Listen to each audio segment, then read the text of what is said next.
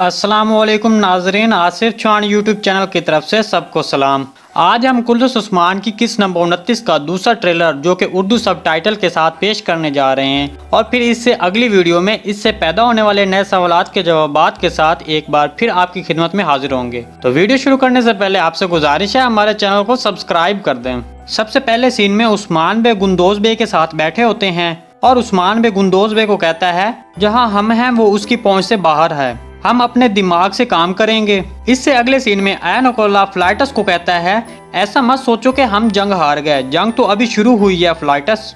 और फिर से इससे अगले सीन में एक खातून जो कि बालातून से पूछती है काय कबीले में क्या हुआ है बालातून। और फिर सऊची बे बालातून से पूछता है और क्या हुआ बालातून।